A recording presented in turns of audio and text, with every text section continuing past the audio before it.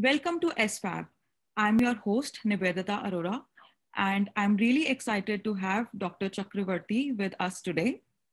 Dr. Chakravarti has almost 30 years of experience in plant pathology and plant protection in India, working both as a scientist and a policymaker. Currently, he is the plant sciences member of the Agriculture Scientist Recruitment Board in India. Thank you, Dr. Chakravarti, for joining us today in SFAB. It's a true honor to talk to you. Thank you, Nivedita. Thank you. It is equally, I'm delighted to be there with you to talk about my career and what I learned during the entire span of 30 to 35 years after I graduated. Thank you. Thank you. So can you, for our audience, explain what does the field of plant pathology and plant protection mean? And like, what does it mean to work in it? And what is the field all about? Yeah, okay. Nivedita, actually, plant pathology is a branch of botany that deals with the cause, life cycle, which is also called etiology, resulting losses and control of plant diseases. Like in case of human are affected by bacteria, virus, fungus, everything. Plants are also equally infected by these. And all these are called pathogens. The disease-causing organisms are called pathogens. So these disease-causing agents, they tend to reduce the productivity of crop and rendering losses of 25 to 30%. You know, it's a huge amount. And taking India into context, at this rate, 20 to 25% of losses which are happening, it is amounting to about 70 to 75 million metric tons. You know, certain countries like our neighboring countries, they do not have total production of this much during the entire year, which we are losing to the pests. Mm-hmm. And this loss, if you convert into monetary terms, it comes at like 200,000 crores per year, which is almost equivalent to India's defense budget for 1 year. So this is the amount of losses, hopping losses which are there. And this loss, if you can protect, that is plant protection. If this loss can be protected, India can feed its population of 25 to additional population, 25 to 30 crores till 2050 when we are expecting 1.6 billion without having any increase in productivity of crop, you know. So this is the amount. And protection means now plant pathology is the one which is caused by diseases, but crops are also affected by insects. Mm-hmm. And so together diseases and insects constitute plant protection. When we protect the plants from the losses or damages caused by the plants, diseases, which may be fungus, virus, bacteria, phytoplasma, mycoplasma, whatever you call, nematodes, higher vertebrates, like even nilgai, when they come, they're all taking away our loss, this crop, and adding to it is insect. So together they call crop protection. Okay. Thank you so much for explaining and putting in perspective of like what it really would mean to work in this field and how much we can save money if we just invest in working in this field. So you were the Director General of the Plant Protection for the Indian Agriculture Ministry. Could you give some more light on what are the projects which you worked on or in Krishi Bhavan during that time?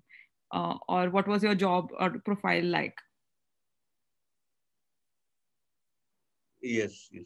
Nivedita, when means all these people who are coming in or working in ICAR, or which is called Indian Council of Agricultural Research, where I worked as Assistant Director General, which is a research management position, RMP. It is called RMP in short, a research management position. Um, uh, Initially, I joined ARS, Agricultural Research Services, as a scientist, and then subsequently I rose to the level of principal scientist biotechnology. From plant pathology, I moved to biotechnology, and then I became head of crop improvement. Up to that, head of crop improvement division. There are mostly three divisions in every scientific institute. Under ICR, there are about 104 institutes, 107 now institutes all over the country. 107 research institutes. It is like equivalent to USDA ARS. Means USDA also, United States Department of Agriculture also has ARS, Agriculture Research Services. We call it as a ICR ARS, Agricultural Research Services, equivalent to Indian Administrative Services.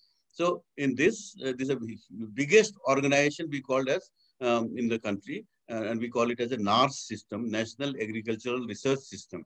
So far as head, I was in the confined to institute, one of the 107 institute. I was basically based in Nagpur, Cotton Research, in Central Institute for Cotton Research. So 6 years earlier, hence in 2013 October, I came from Nagpur to join the headquarters in Krishi Bhavan as Assistant Director General. So my entire work and area, it changed.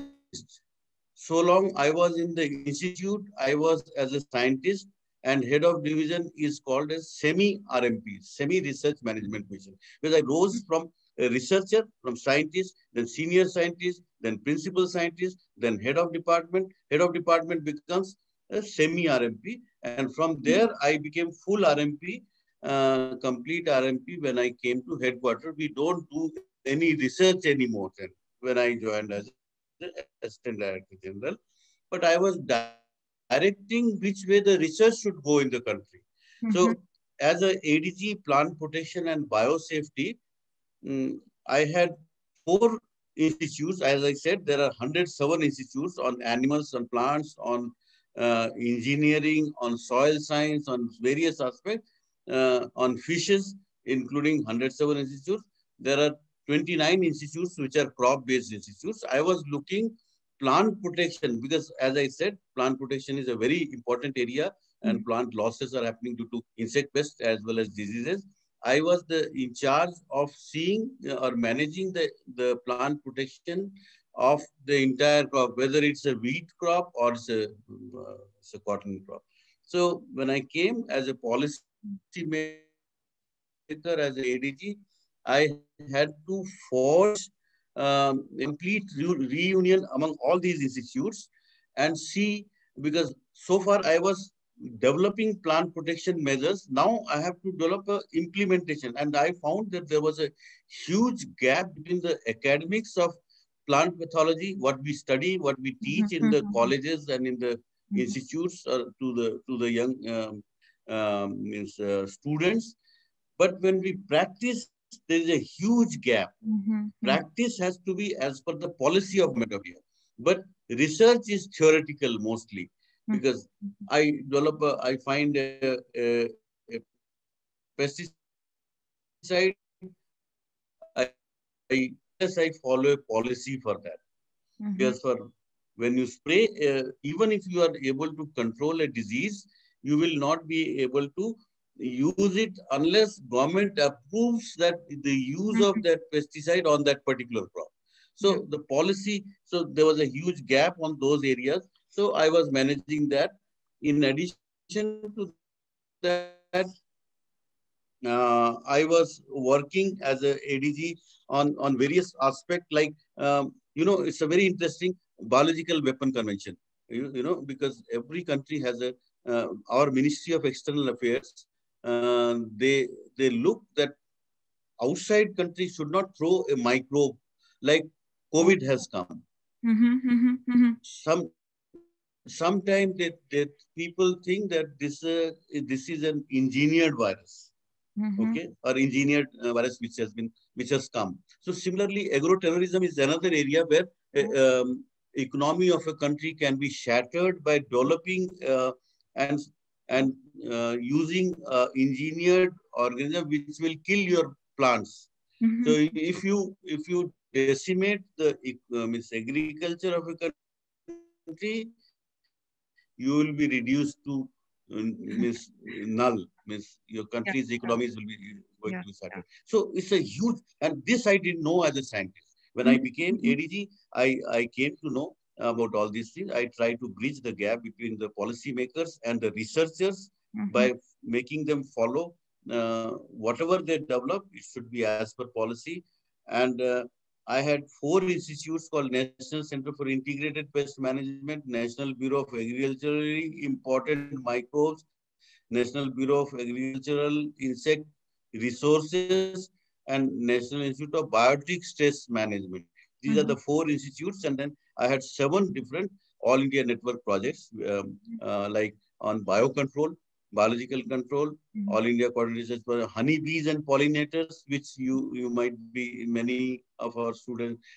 Honeybees are, people know them as a honey producer, but Yeah. they are the pollinators and real producer Mhm, of mhm. the crop. Nematology, pesticide residue, acarology, white grubs, and vertebrate pest management. These are the many programs on pesticide. And in addition to these seven programs, four institutes, I had the plant protection of the entire 29 crop-based institutes in the country. So these are the areas. Then I was also working on defense research, biological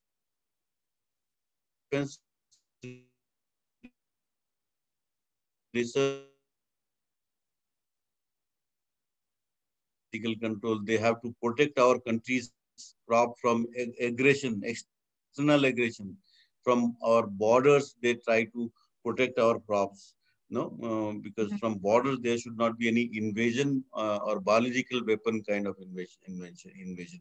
So such kind of things. mhm. I was also involved in making guidelines for use of biopesticides, Wow. like biological control, a microbe used for controlling another pest which damages crop. Um, there are beneficial insects which eats on the damaging insects, crop damaging Mhm, insects. mhm. So rearing them and then leaving them on the crop so that they eat away the actual pests of crop. Not all insects damage crops, but some insects damage crop. But there are certain other insects which damages these damaging insects. So Oh. that is called biological control or biopesticide. So I made biopesticide guidelines. I made I used to give. I was a member of Central Insecticide Board and Registration Committee. Whatever pesticides are used in the country, it has to follow certain guidelines. It has to Mhm, be biosafe, environmentally safe. So all those things I was examining, I was seeing, and whichever pesticides had to be brought to the country for use in agriculture by the farmers, I used to give my opinion whether it is safe for the country or not. So similarly, registration of international trade and non-tariff barrier. Suppose, international trade is also important. India is second largest producer of crop in the world. We produce mhm, 320 million metric tons of food grains and another 340 million metric tons of horticultural crops, which includes vegetables, spices, so many other things. So we are second largest in the world after China. So so country earns by exporting them. So mhm, to mhm, export them, we need to have certain policy issues so that pesticides residue should not be there. mhm, Pesticide residue, if it is there, it should be under below certain maximum mhm. residue limit. All those things I was working upon as ADG. Wow. Wow, that's a lot of different areas which you have worked on, and I can see like. Yeah, that's. In fact, I was more excited. In fact, I was very happy initially when I joined as ADG. I was thinking, I don't know whether I have left my scientific career as a researcher to this thing, whether it is good. But then I found that is the greatest learning for me. I was interacting with the Right. industries. I was interacting with the bureaucrats, policymakers, and I was myself making policies. And since I was a scientist, I was able to understand policymakers. They don't know research, Yeah, but yeah, I yeah. was having this advantage. I was myself a researcher, and I involved with the myself with the policymakers. I visited 36 countries. During the 6 years as ADG, I visited 36 countries, represented India in various delegations Mm-hmm. and represented in FAO, WHO, Geneva Convention, Biological Weapon Convention. All these countries I visited, Wow. taking India's message and to protect India's interest in agriculture. Wow, that's very, very incredible. Like just to hear is like my heart swelling, and I know the amount of work you've done for India and representing and changing policies in such great way. So you're also like a member of the various pathology societies in India. So could you throw some light specifically on how the pathological research has advanced in India, and what basically you are the president of multiple journals in India, so or societies. So could you tell about that as well? Yeah, Nivedita. Because when a scientist works, he has to also join, or many of them they join many societies, professional societies. These are all professional societies. I'm a member of 6 professional societies.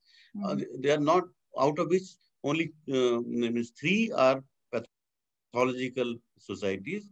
Remaining, I am also a member of plant biochemistry and plant biotechnology. This is another one society. Means then there is a society of Indian Mycological Society, which deals with the fungi, which are the causal organism of diseases. Then I am also a member of Indian phytopathology, then Indian Society of Mycology and Plant Pathology. Then I am also member of so many other societies. But because my basic profession is a plant pathologist, I became president of the 2 professional societies, which are very old. One is Indian Society of Mycology and Plant Pathology, and presently I am president of Indian Phytopathology. Indian Phytopathology Mm-hmm. is it was constituted way back in 1947, the year India gained independence.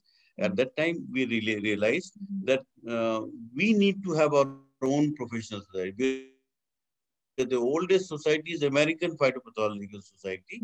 But then we thought, because India is agriculturally predominant country at that time, at the time of independence, we were 80% of people were directly related to agriculture. They were working with the agriculture, directly or indirectly, tilling the land, producing the crops.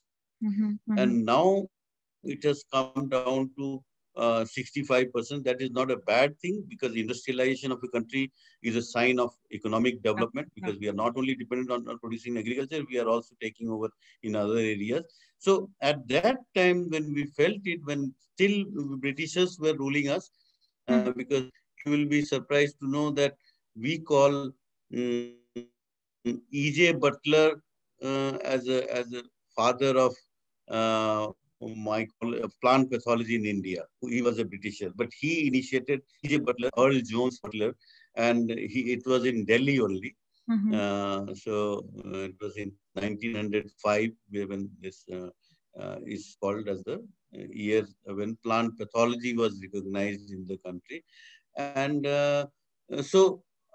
that is the oldest society. So I am president for last 1 year, and Wow. before that I was the Indian General Mycology and Plant I was consecutively 2 years president there. And I am again proud to say that nobody was consecutively president for 2 years, for 2 consecutive years. They may be at a different times, but mostly one time only. But here, so this is the society I joined, because this is not I who applied for it, but many of my colleagues, they found that they might have heard me as ADG when I was trying to bring in together the policy and theory and practice of this thing. They thought I might be a right person to head this society, so that I can forge greater union between the researchers and policy makers, and so that plant protection becomes fully effective in the country. Mhm. So Mhm. that way I did, and we made so many advances. We made so many policies. We have developed policies. When a country bans some pesticide, so my society now as a president, I dealt with that. I said we cannot go ahead and get dictated by other parts of the world Yeah, to yeah, ban our pesticide. yeah, yeah. So India has to have its own policy. So as a president of the society, I was instrumental in furthering the advances in pathological research in the country. Wow, wow, wow. This is like incredible in terms of like just like knowing so much Thank about like the things you have done and the changes you have made. Um, so let's talk a little bit more about like how do you right now you are working as the plant science member in ASRB, the Agricultural Scientist Recruitment Board. And you've worked previously as a scientist, as a policymaker, but I think this is more of a role where you are guiding people towards how do you do what you had been doing for the last 30 years, I guess. So could you explain like why did you think about making that career decision of changing from the from being in Krishi Bhavan to being in ASRB and yeah. Thank you, Nivedita. This is very good question, in fact. And in fact, many people they think that I came, uh, I I left the career, but no, I have not left my career because I am in a place called Agricultural Scientist Recruitment Board. This is the highest seat, like Union Public Service Commission. It previously ASRB was a part of ICAR. But Mhm, now in 2019, when ASRB was reconstituted, it was brought directly under Government of India, so that it becomes an independent body. And we select scientists for the whole country, for mhm, the for and scientists in agriculture. So in as a I'm a member of Plant Sciences. Agricultural Scientist Recruitment Board is a four member committee. It's mhm, headed by chairman, who is secretary to Government of India, and that is the highest position in the government. mhm, And I am additional secretary. So why I came? Because previously ADG is equivalent to joint secretary, and then I am now additional secretary. Member is equivalent to additional secretary Government of India, and everybody has a mhm, interest to climb up in the career at an appropriate time. At an appropriate time, when I think I have qualified for that. It's not that prematurely I should. Nobody should leave their profession in between in a quest to get into higher position, because then one has to be very mature in taking decision. mhm, And so I thought, since I know the policies of this thing, I joined as a plant pathologist. I started my career as a botanist, but mhm, then I switched over to agriculture. I thinking that I want to do something different, not a general botany. At that time when I did my graduation way back in 1979, I finished my BSc with botany, zoology, and chemistry. I found at that time that was a different time when pure science students, they seldom used to get a good job, except teachers, mhm, in mhm, colleges or schools. No? But I thought, uh, because everybody has, I was interested in becoming a doctor. I could not. I attempted only one time in Armed Forces Medical College. I qualified in written test, but I could not go through into. So I then continued my studies, and then I came to MSc Agriculture, and then did PhD with the intention to do something different. So mhm, mhm, so from plant pathologist to I had a training in the US for 6 years. So that was another means life changer, and that taught me how to see in a broad way this subject of mhm, plant pathology. mhm, I was not only confined to theoretical studies, but when I went abroad, definitely US, we say, at that time used to be 10 years advanced than India in their research because of their better prosperity, better economy, and better this thing at that time. But today we don't consider US is 10 years before us. We are same now. Yeah. So coming back to why that time, how I came into this profession, I was a plant protection pathologist, purely botanist, then pathologist, then because pathology is a branch of botany, so I became a scientist in plant pathology. Then I went abroad. I did some biotechnological research and molecular biology research there. Mm-hmm. Molecular biology was at infancy when I went abroad in 1994. It had Mm-hmm. started beginning. Any science of molecular biology is the very latest in your time. In my time, it has developed. In your time, it has means it was not at all there now. Uh, in my time also, till my PhD studies, if you see DNA was structure was I think deciphered in 1954, Yes. and in 1980s first recombinant DNA technology was patented in 1980s, which is not very far. And Yes. 1985 I did my PhD. We Okay. were not told at all about molecular biology. So from pathology, I got trained in molecular biology and biotechnology. When I came back to India, I applied for principal scientist in biotechnology, which was thought to be a very means an alien kind of subject in India. Yeah. Yeah. But Yeah. at that time, I applied for it and I became principal, got selected as a principal scientist in biotechnology. So switching Okay. over Okay. from botany to pathology to biotechnology, and then biotechnology was in crop improvement division. That means plant breeding division, not a pathology division, but plant division, breeding division. So I got selected as a head of this crop improvement division. Now I was heading the conventional breeders, plant breeders. So that was a different than pathology subject. So Mm-hmm. I thought I had I have traversed through all areas of plant physiology, biochemistry, pathology, breeding, and biotechnology, and then molecular biology. So when I came here as a plant science, so uh, our selection was through Parliament, Mm-hmm.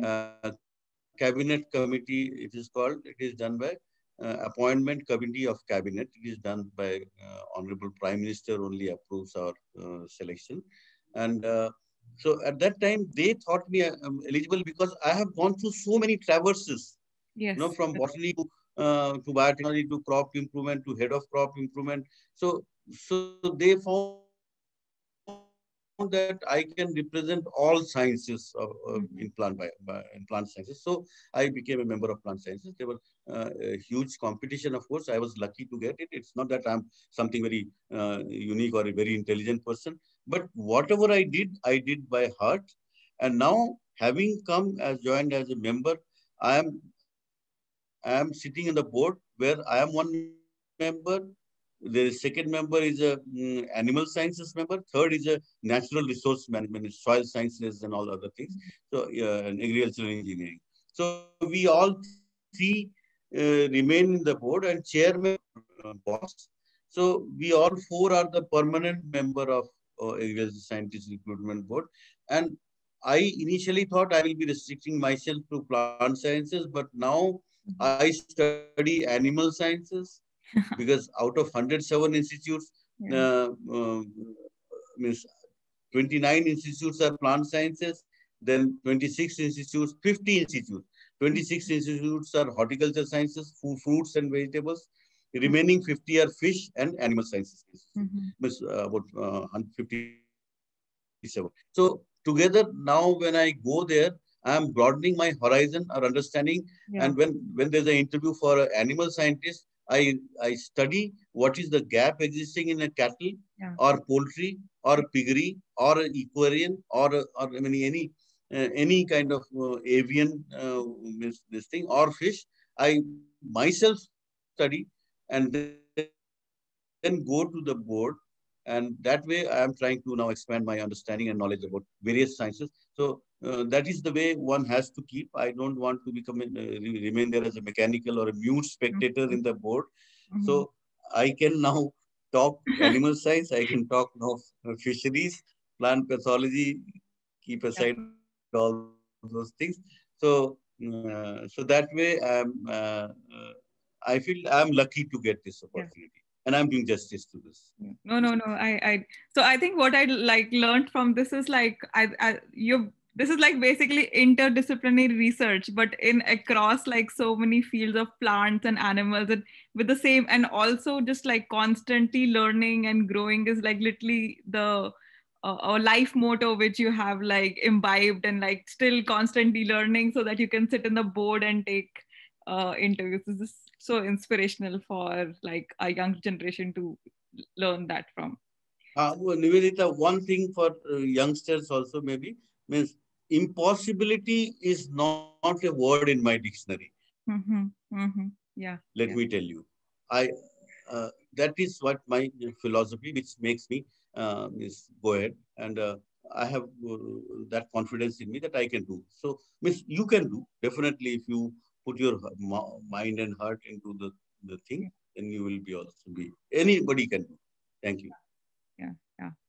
So, what are the skill sets of a researcher which you think a researcher should be honing on herself to be on a successful path for an agricultural scientist? I think you gave multiple examples, but if you can give it in a concrete message, that would be really nice.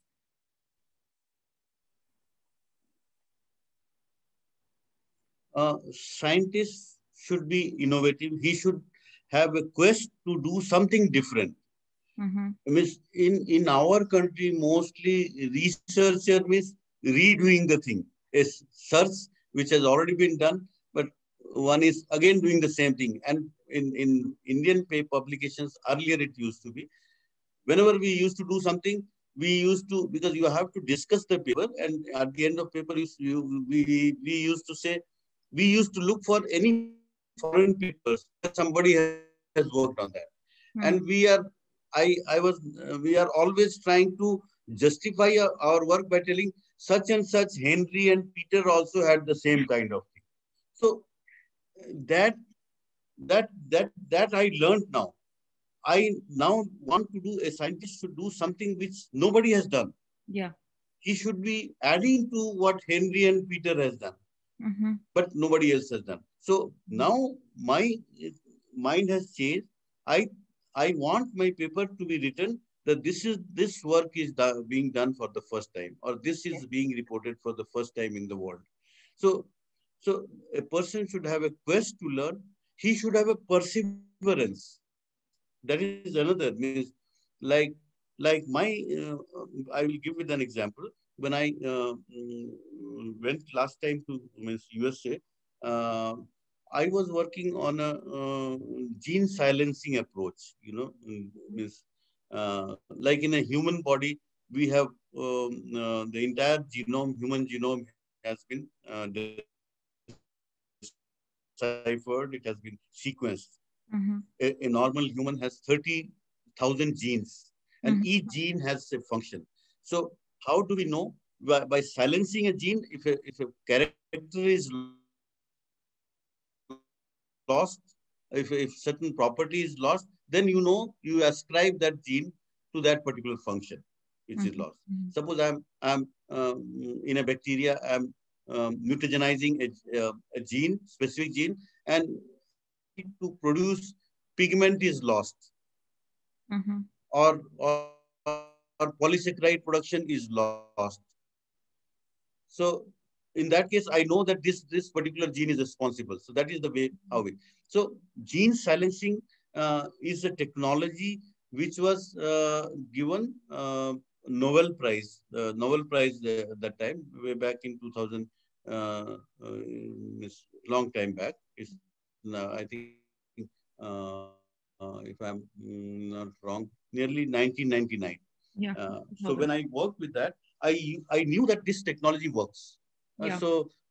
The scientist who discovered that technology, he found that with this technology, he can silence a gene in a small nematode. Nematode, you might be knowing, like hookworm, or what we have even in our intestine also. Sometimes we have worms, no? Mm-hmm. So in nematodes, he used that to silence a gene for embryo development. he silenced the gene, and then subsequently that technology was awarded a Nobel Prize, and people all over the world started using that technology to silence a gene, to Mhm. know the function of a gene. Is Mhm. like human genome, we have 30,000 genes, but Mhm. what role which gene plays is not known. There is a cancer causing gene maybe. So if we silence that, then cancer can be controlled. Yeah. Yeah. So that is called gene therapy also. So I worked with that, and I started working in my collaborator. He gave me a work, and I went from India, and then we started taking. We took a project where I wanted. We need to have silence. I was given a work responsibility to silence 11 genes, Mhm. which was responsible for a bacteria to cause a disease Mhm. in a Mhm. plant, in a rice plant. Okay. So we narrowed down to a gene, and we found we had suspected some 11 genes, and he gave me he said that you use this technology and silence all these 11, Mhm. and so that we know which gene is in fact actually regulating the development of disease. Mhm. Mhm. Okay. Because or imparting resistance, responsible for giving resistance against that particular bacteria. Mhm. Mhm. So if I knock down one gene, if it becomes susceptible, that Yeah. means that gene is giving Yeah. resistance. Yeah. Yeah. So that way 11. So why I said perseverance, one should have perseverance. For 1 year I started doing that. Means Mhm. 10 gene I could silence. The 11th gene took me 6 months. Mhm. But I did not lose hope. I thought when 10 gene I could silence through this technology, why not 11th? So Yeah. finally, there was a day when 9/11 had happened at the time in the US. Mhm. Mhm. And my job in this lab was ending because Mhm. federal government had froze all such kind of grants Mhm. when 9/11 had happened. Mhm. 7/11, sorry, 7. 9/11 happened in India, but 7/11 happened there. No, it's So, 9/11. It's a so September. Yeah. 9/11? Yeah. Yeah. 9/11. Okay, 9. So, in India it is 7/11 then. I got confused. Uh, so, uh, so the day, so my professor was very happy with whom I was working, because 10 gene silencing means it's a huge work. And I was lucky to get one after the other. Yeah. Um, but I had in mind that I had to leave this lab because I was going to Missouri then. Mhm. But this professor was not, means not interested in leaving me there, because he found I was little productive for him. Our collaborative work was Yeah. going well. So he did not want to leave me. He said, no, I will give my own personal grant, but I was on a federal grant. I said, no, I don't want to survive like that. Let the US government defreeze the amount, because they had held all the federal funds were frozen at that Mhm. time. They said you cannot keep using for research those grants, because there's an emergency in the country. So during that time, I moved to another professor was looking for me. I was also having in mind that someday I also wanted to work on in Missouri, Columbia. Mhm. So I went there, University of Missouri in Columbia, and but I was so lucky on the 11th day, the day I was going to fly, I got the 11th gene silenced.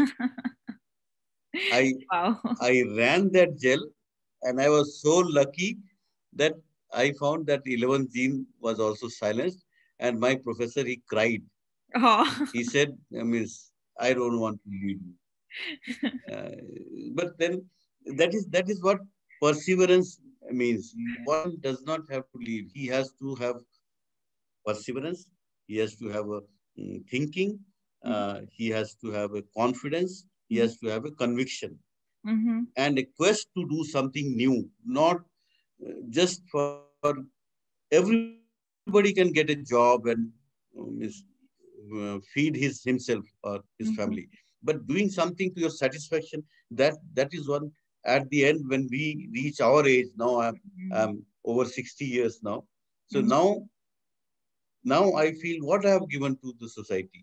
So Yeah. one must do something, not for just doing sake, for something which will be helpful for the society. Yeah, yeah, no. No, no, no. These are very, very important messages. Which, like, thank you for saying these, and I'm hoping more this reaches to a lot of people. So I have You're another welcome. next question. So, how do you think that the research in agriculture, plant biotechnology has changed in India in the last 20 years, and where is the future of that going towards? Biotechnology is a very potential technology. Mm-hmm. Let me tell you, I am a proponent of biotechnology. Biotechnology started with development of transgenics, and then now it is being variously used for, as I said, for knowing the function of gene by gene silencing, Mm-hmm. by RNA silencing, by genome editing, the various ways by which we can modify a gene, which through conventional breeding we cannot be able to show how biotechnology has. Biotechnology has influenced India. Like India is the highest producer of biotechnology grown crop.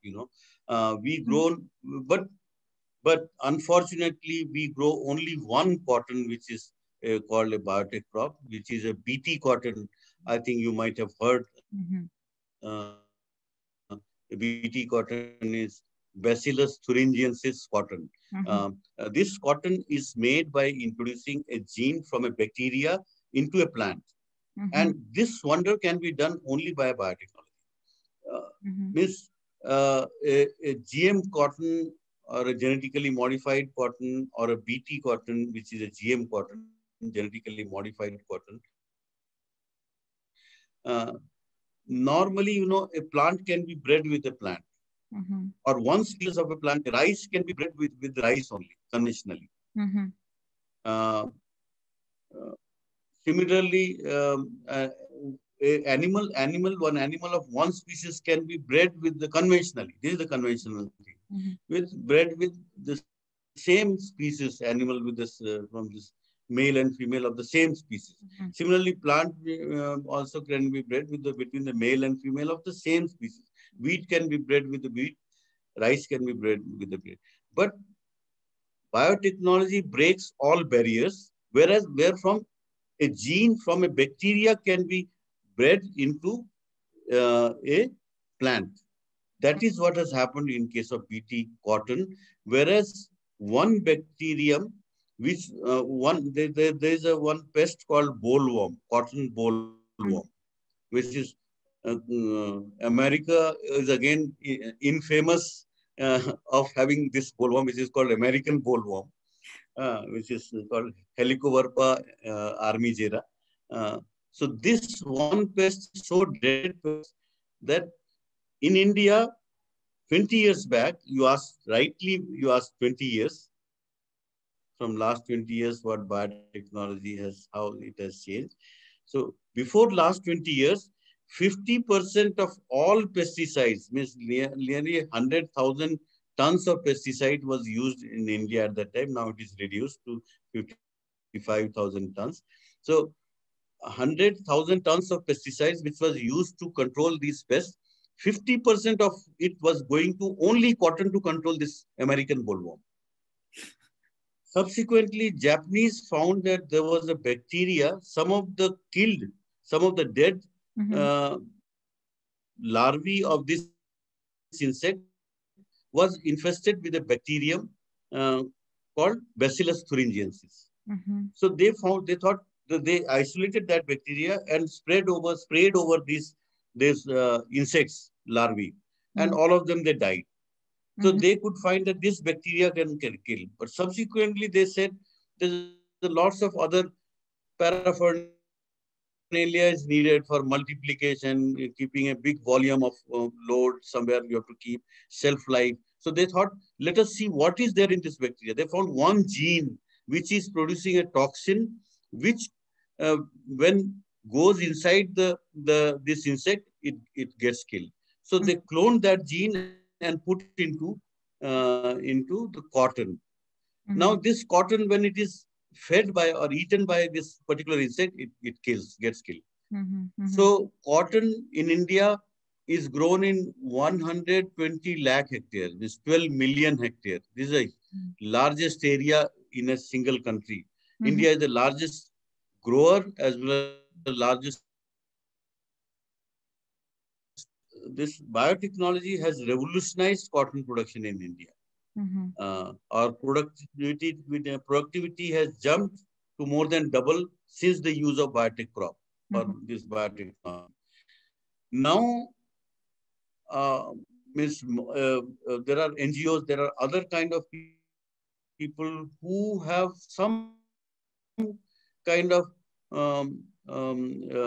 fear of unknown. They think Mm-hmm.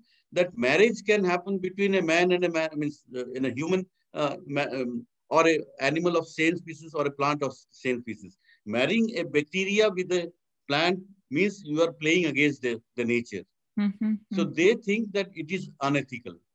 So people, although we have several technologies now which has been generated, now people or the policymakers sometimes they think because they have to go with the general people of the country. People Mm-hmm. do not have, or it is a failure of scientists to convince them scientifically that that particular bacteria or that particular one gene will not is not effective against or it does not harm Mm-hmm. human because it has Yeah. been tested very well. Mm-hmm. So, but there are days I have full faith in science and I have full faith in myself and large that this particular technology, 2, 3 more technologies have been developed like BT brinjal.